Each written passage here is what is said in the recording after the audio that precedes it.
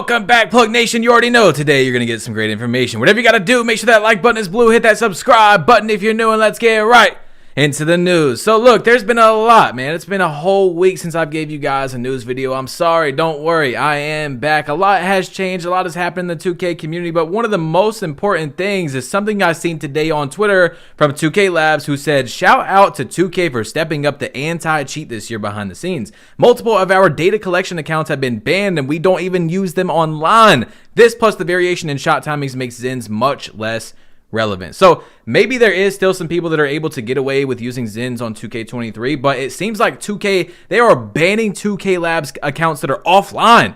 Literally detecting that they're using a Zin to do their test and banning them offline. So I thought that was really cool. And now a word from our sponsors. The NBA is back and people are making easy money by just having sports knowledge on Prize Picks. All you got to do is click the link in the description. You'll see this page right here. You click on Luka or Kevin Durant. You pick two people and you say, okay, Luka is projected to have 32 points. I'm going to go with more tonight. Kevin Durant is projected to have 29 points. I'm going to go with more. And you can choose this for any player, basically, more or less, depending on if you think they're going to have a good game or bad game. And that's it. If 2 out of 2 hit, you put 20 bucks in, you get 60. If you put in 100, you get $300. It is actually that easy. Link is in the description. And guys, you will get a 100% deposit match up to $100. So if you put in $100, they will give you $200 to play with. Click the link in the description. Thank you, Prize Picks, for sponsoring, and let's get into the video. And I'm not going to lie, what a humble W by 2K, because if I was them, I would be bragging about me packing up all these cheaters all day long, making tweets. This guy got banned for cheating, all that type of stuff. That would be hilarious, right? Anyway, this guy said, you absolutely destroyed shot timing in this new season. Why was it changed at Baluba? And Mike Wang said nothing changed. So once again, saying that there was no gameplay changes really except for what was in the patch notes in the last patch. Now, I know 100%, I can't find it in any patch notes, 1,000% actually, that team takeover was changed. And for some reason, they didn't say anything about it. I don't know how recently it was, but you do not get team takeover nearly the same amount as you did when the game first came out for the first few weeks. I know that 1,000%. I don't know what they did, but it is definitely different, and I see nothing in the patch notes. So that's just another thing where it's like, come on, 2K, please tell us what's going on. Anyway, Splash Edition said, Whites and free throw, Whites starting to drop all type of stuff. They be ninja touching the stuff out this game. He said, is this true? And Mike said, nope, no changes to shooting or free throws since launch. So not a single change to shooting at all since launch is what Mike Wang is saying. Now, I know that having different shot timing and all that stuff really prevents and combats Zins, because a Zin is like a perfect script, which basically when you press the button, it times it for a certain amount of time. And, you know, if the game has every single shot being the same time, it's much easier. And now you can't really do that because there's so many different shot timings. But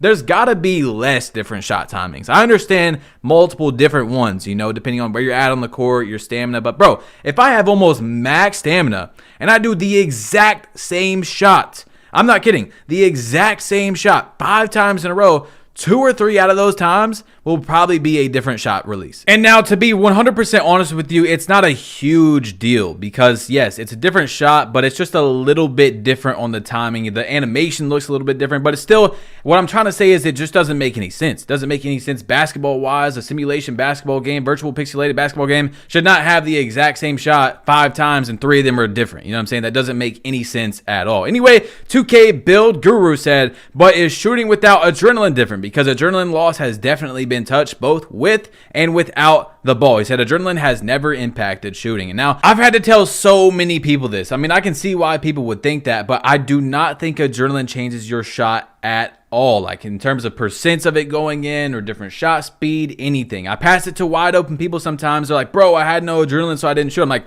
you got full stamina. You were running around 15 seconds ago. You got max stamina. You can shoot that shot. It's going to be the exact same shot. Now, maybe 2K Labs will actually do a test on that, and it's a little bit different, but I know for sure, even if there is a difference, it's very small in having no adrenaline and maxed out adrenaline when you shoot. Now, I don't know about, of course, you know, when you're very low on stamina. I'm talking about like when you're pretty much max stamina and you have no adrenaline because you were running 20 seconds ago, it does not change your shot. So anyway, into the next thing, man, we got a lot to talk about today. I want you guys to comment down below, Plug Nation, if you have made it this far into the video, and also tell me why you like my channel, man. I just want to hear you guys say why you subscribed or something like that. Let me know what you guys subscribed for on this channel. Anyway, Laker fan said, I'm not gonna lie, lie. Momentum is A, not that overpowered in the first place, and B, not many people used it in the first place. All they did with this was put a move on life support in the coffin. It's not really that big a deal, but still didn't even have to be done really. So he's talking about the last patch where a lot of people were freaking out about momentum taking away your adrenaline. Well,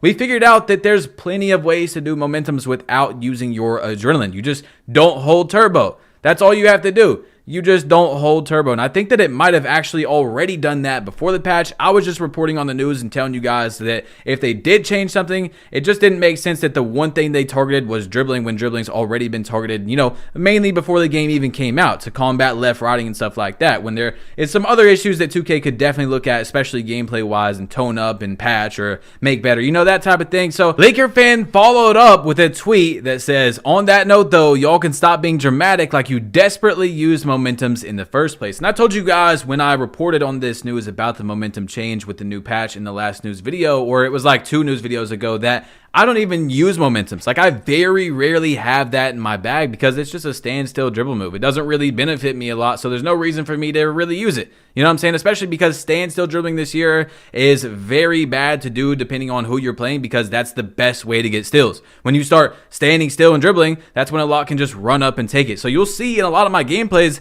I run.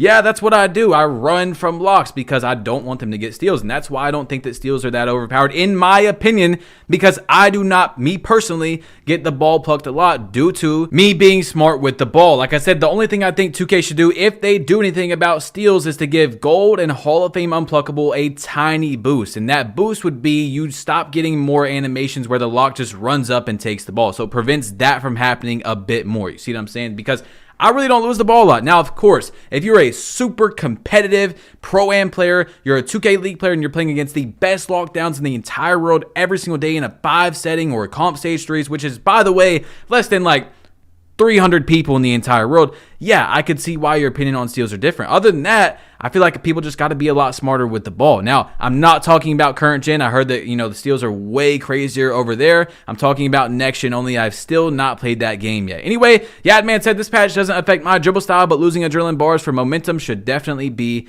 reverted. So I'm glad that we figured out, though, that you actually don't lose that, so that people that do that type of dribble style aren't that mad, because it didn't really make sense for 2K to go in there and change that. Anyway, first 40 in the world in Season 2 NBA 2K23, hit it in 10 hours. And I'm like, hit it in 10 hours. And then the next tweet I see from IQ Contained, it was perfect. It says, stop giving 2-week bans to people who boost events. It needs to be permanent for there to be change. And that's exactly what 2K has to do. You guys know, man, I almost won Ruffles, and then just yesterday I posted a half-hour movie. If you guys haven't seen it yet, you really got to go see it, of me winning the 2K League event recently, where you have to play with randoms, and it's a global event, extremely hard event to win. You got to ban boosters forever. What I mean by that, for example, is if someone gets banned on PlayStation, they cannot make another account and then get on 2K. They make another account and then load into 2K, and that one is banned also. And by the way, 2K can 100% do that. It's called a console ban. I know that because I've been console banned, as you guys know. And look,